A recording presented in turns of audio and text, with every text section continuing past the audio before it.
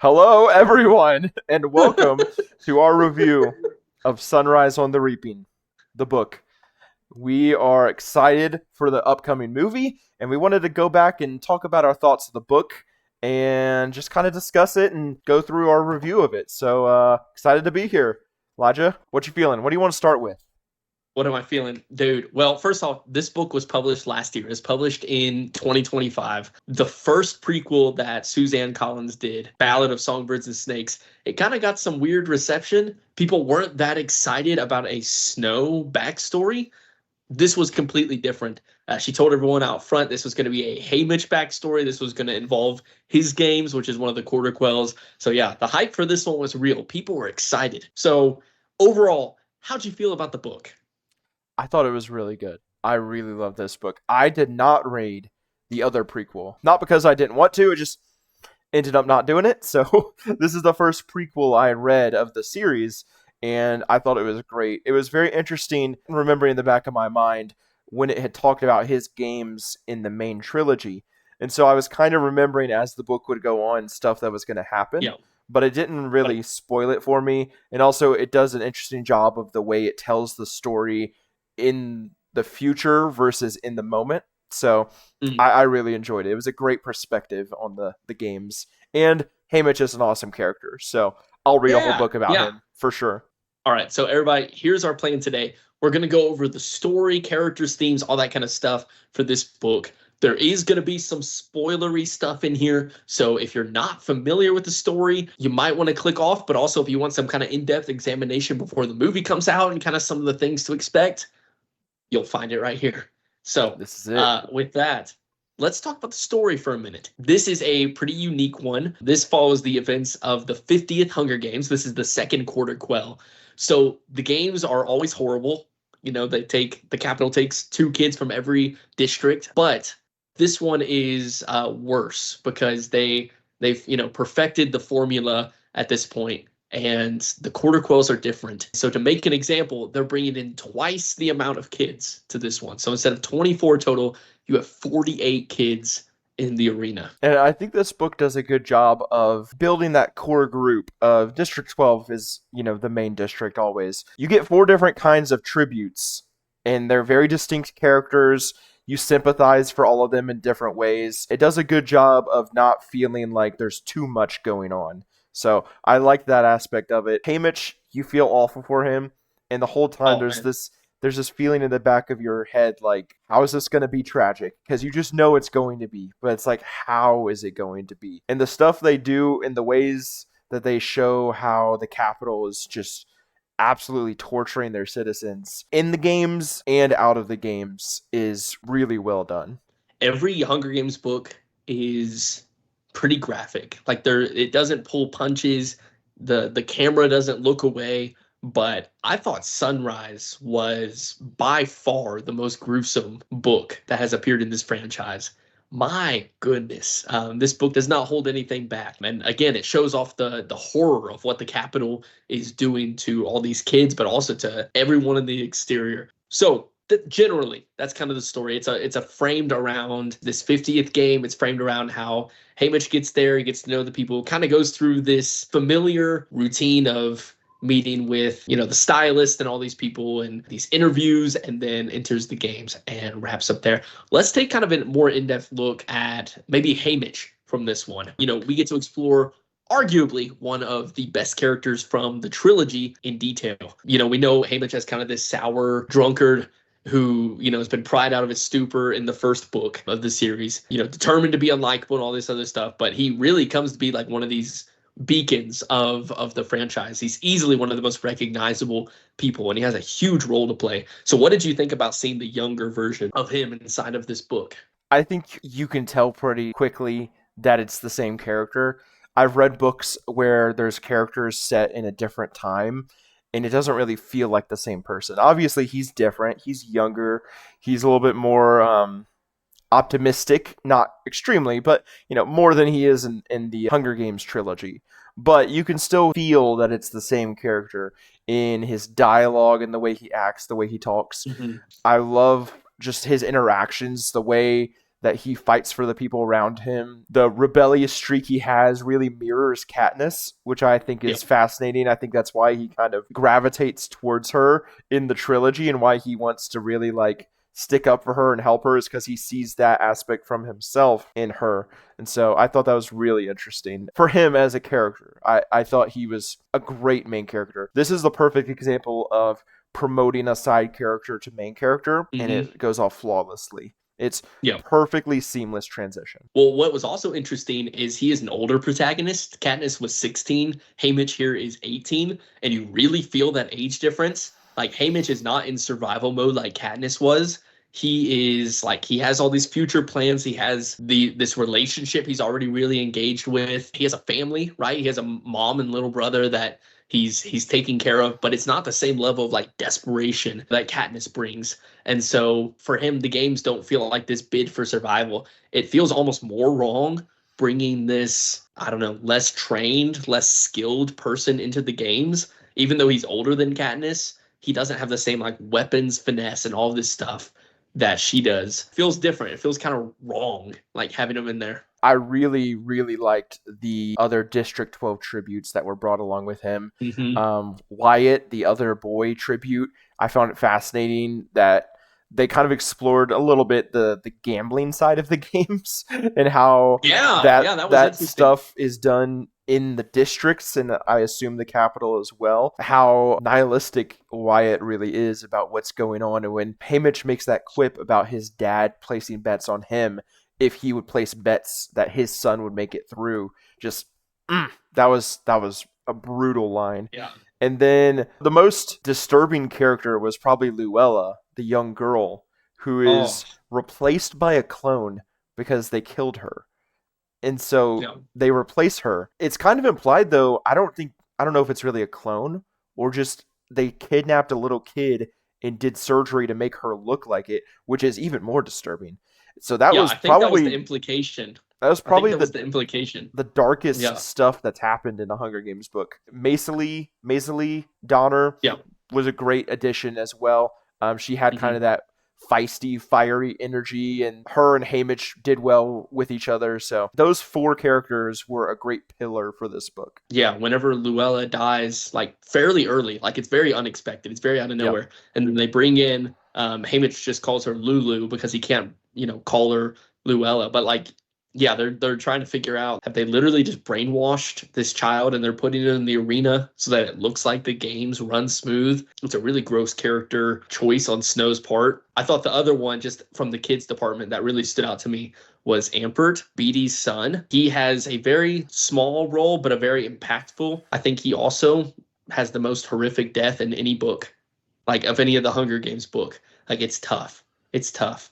And that's the challenge with this one, is you're introduced to all these kids, and I mean, it's a prequel. Haymitch is the only one who's coming out alive. And so just watching these people that he connects to, and then you see, how he treats them, the way that he thinks about them. Wow. You look at the victors in Catching Fire and you see all the games and stuff they survived, and you don't realize it then that Haymitch had probably the worst of the games, like twice as many kids died. Like, he was in a horrible position. So yeah, Ampert also really stood out to me.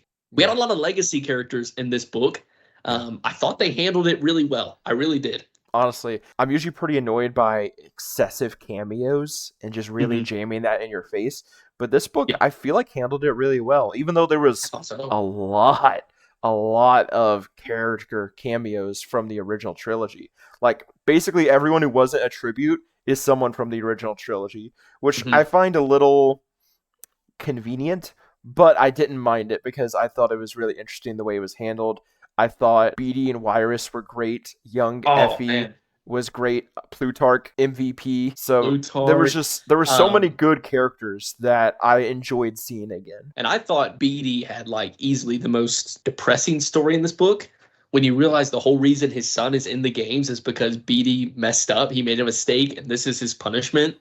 Like, even as a victor, he's now having to watch his kid be sacrificed because he made a mistake. And then yeah, like the end of the book, man, realizing the reason why Wyrus is as messed up as she is and why Mags has all these issues because they were tortured after Haymitch won the games and Wyrus kind of lost some of her mental faculties and stuff like that from this torture. I mean, it's crazy seeing this. I do like that they made so many of these legacy characters have these bigger moments though, especially with Haymitch. It really does just make Catching Fire more impactful. Okay, quick note here.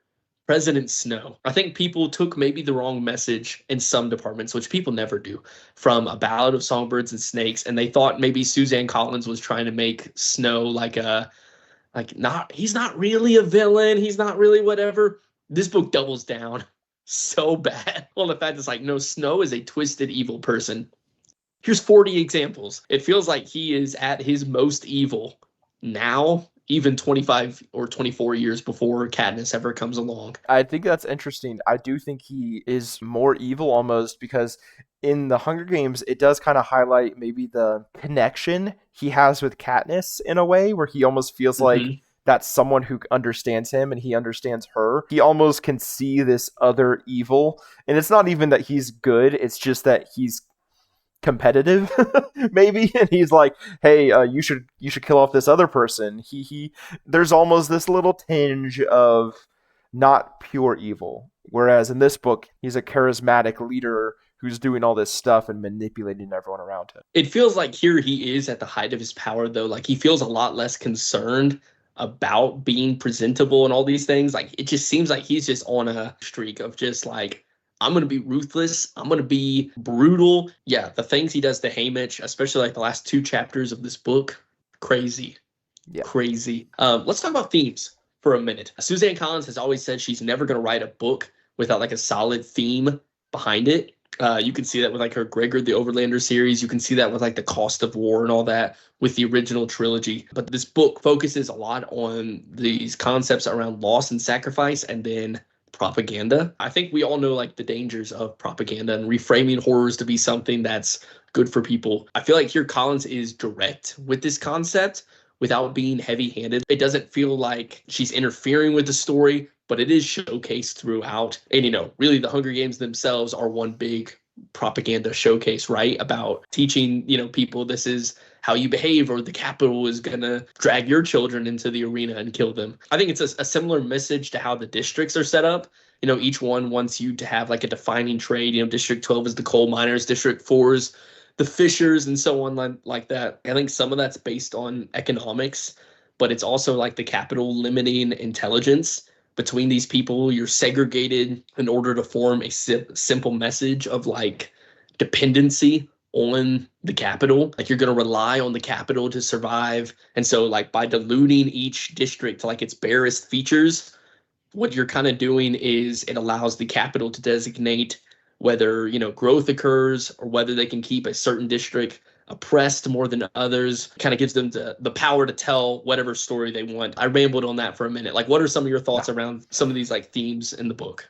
I mean, one thing when you're talking about the propaganda that stood out to me was what I was kind of mentioning a second ago. You know the story of this quarter quell because of the Catching Fire book, but Mm-hmm. once you read this book, you realize how edited that version of the games Mm-hmm. really was when you see how it really went down. And so even like the tributes themselves in the future, they don't know how it really went down here. And even the citizens in the moment, whenever they're showing replays of a live event, they show replays that are edited, and slowly that's what people are going to remember. They're not going to remember the live event 5 years later. They're going to remember the reruns that have been changed. And so I thought that was a Yeah. fascinating thing. Another theme that really stood out to me, which at first was my biggest criticism of the book, but then I think it was on purpose, was the fact that so much of the book was about them planning this big event and this big thing they were going to do in the arena to like mess up the Capitol and mess up the games. And Mm-hmm. that's all the pre-planning, and Haymitch does all this stuff and abandons his friends and his teammates to go do this big thing to mess up the games, and they do it and like nothing happens basically. Yeah. It barely does anything. When I was first reading it and I finished it, I was like, I feel like I just wasted a large portion of the book on this that didn't matter. But then I do think that was on purpose. It really shows how futile all of this effort was and how it just didn't amount to anything. And I think that was one of the themes of the book is not every rebellion goes the way you want, and Yeah. sometimes things are just bad and you can't fix it, which is a very dark theme, but you have to find your way through when something fails. And so I thought that was on purpose, even though it bothered me. I do respect the choice. It paired nicely with the theme of loss because like this being a prequel by nature, you know kind of how it's going to go if you don't recognize the characters. Like Haymitch literally loses everyone or pushes them away, and you know you get to see that even though he lives through the games, that's not the end. You don't go against Snow. He's going to systematically destroy everything and everyone you hold dear. So he's not only faced with the death of his family and his girlfriend, but also like the bleakest future imaginable of like training up the next generation of contestants in the game. And, you know, he has to do that year after year. Each time he tries to invest in them and has to watch them die. And then you kind of see why he's grown numb in the 24 years between here and the original trilogy, because it's not just the losses and the horror that happens in this book, it's what he has to go through every single year between here and there. So it's not just like a message of how horrible it is to lose people, but it also shows how those things break you when you turn your back on the rest of the world. When you see him turning his back on like Katniss's dad, and you know the people who are trying to help him, trying to support him, and he keeps them at arm's length. He rejects them through this grieving process, and he turns, instead of people, he turns to alcohol. This whole concept of loss, where you see Haymitch at the beginning, where he's happy and he has hope and he has this spark of life, this future, and he talks about how he hates the taste of alcohol and all this stuff. And it's like, you know what's coming, but all of that is stripped away from him, and it leaves with no desire except to do anything but exist, basically. That stuck out to me a lot. I felt the loss a lot more here than I did with any of the other books. This does what a good prequel should do. It gives you a good story. It helps you understand the characters better. It doesn't ruin anything in the future, but it just enriches your thoughts of the main books or the main series. And I think that this book pulls that off masterfully. Masterfully. All right, let's throw some cons out here. I've got a few thoughts. Just some things that I didn't think worked very well with this book. My first thing is Collins has a very straightforward writing style, which is part of why these books took off the way they did. Like she has a very direct prose, but also it felt a little clunky at times with this one. Some of the phrases she'll use or some of the ways that she'll express things feels really out of date, and it's tough to know, like, is this just her inhabiting Haymitch's head? Like, is this just the way he thinks? Or is this just her writing style? Because I didn't notice it with the other books as badly. So I'm tempted to say it's like Haymitch's outlook. But regardless, it led to some like pretty stilted passages. The games themselves, basically from whenever they're brought to the capital until the game's end, are perfect. Like it was fast paced. It was really well written. But there's just some clunkiness on either side that stood out to me. My biggest con would be just what I mentioned a moment ago. Even though I do Yeah. think it was a purposeful decision, it was something that bothered me throughout the book. Is it feeling like we wasted a huge amount of time on something that did nothing? And then Yep. once it failed, the book just kept going. Like they were like, "Oh, okay. Well, let's finish the games."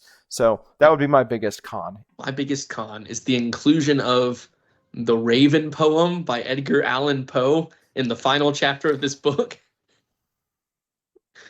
It was Okay. I feel it was a poor choice, Yeah. especially like the way it was inserted in chunks throughout the last chapter.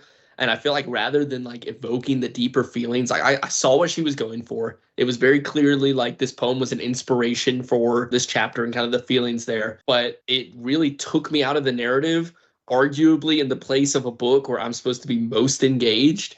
And I could see why she included the poem. I just wish she'd made it like a part of her author's note and noted that the Raven was an inspiration for the book, or at least like if you're going to include it, maybe like when the book ends, include a couple pages, just have it there in full. So like if someone's, you know, trying to further evoke the feelings of the book or whatever, it was just a bit jarring to be included in the book in this way. Yeah. Just my thoughts. You reminded me of that. I completely forgot. That is my least favorite part of the book. I was actually really, really annoyed because I was like, is this something like, is this like it has a deeper meaning, or is she just including a poem in the middle of the final chapter out of nowhere when that's never happened in the rest of the book. Like it just drove Yeah. me insane.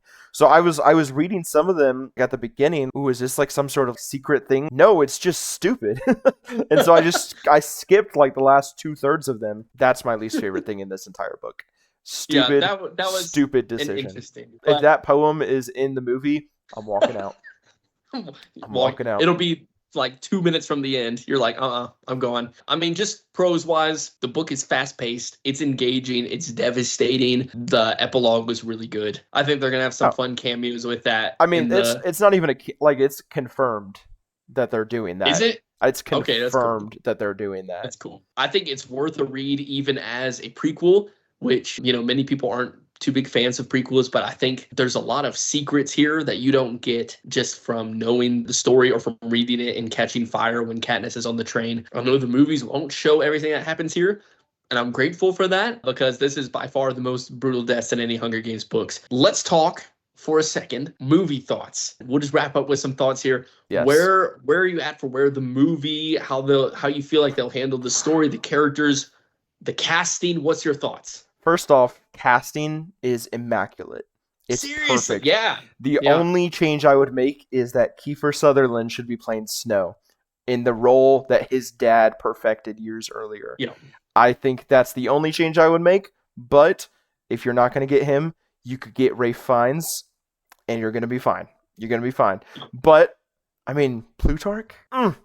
Seriously. Mm. Seriously. Oh, man. That's good The casting. casting alone has me hyped for this movie. Just the cast. I think it's going to be great. Isn't Francis Lawrence doing this one again? Yeah. Yeah. He's good. Francis Lawrence is the opposite of David Yates. David Yates, he just kept getting more garbage with every one. He was like losing his ability to be a director. Whereas Francis Lawrence, he keeps adding new things. And even though Catching Fire was better than the 2 movies after it, it didn't feel like he was losing his touch, especially when he came back and did Songbirds and Snakes, which I thought was amazing. And then his most recent movie, The Long Walk, which I thought was amazing. So I have full confidence in Francis Lawrence to crush this. I think from the trailers, the visuals look amazing. I just think it's going to be a good movie. I can't really speculate too much about what they're going to adapt from the book or not, but I think if you've read the other books, you can kind of see their formula for how they take things and what they change. And I think if they just do that again, it's going to be good. I think all the Hunger Games films are like undeniably solid. Like they're good. They're also some of the best book to film adaptions of any franchise I know. And Francis Lawrence has done a fantastic job. He directed all the best movies in the franchise. And so, yeah, I think that there is no doubt this is going to be a good movie. I think it's one, if you enjoyed the book, you're going to love it. If you didn't like get to read the book yet, but you're, optimistic about the film, I think there's good reason to be optimistic. They've done really well with this cast. They've got really well direction. So I believe this film is going to be a solid movie. I think it's going to be one of the top of the year if you're a Hunger Games fan. Yeah. And I don't think it's going to disappoint. I really am optimistic, and they would have to try to make a bad movie out of this. And so hopefully we're in a good spot. My final thoughts are this. If you like the Hunger Games books, this is essential reading. If you haven't ever read the Hunger Games books, I don't think you should start with this one. I don't think this is one of those prequels you could start with. But this is a great book. And if you were iffy on Songbirds and Snakes, don't feel like that should stop you from reading this one. Great book. I think you could read the first Hunger Games book and then read this one before Catching Fire. Like that could be pretty impactful. That would be an interesting choice, actually. Yeah. But it's a great character and great supporting characters around him. Story's fascinating. I loved it. Yeah. And I think my concluding thoughts would be this.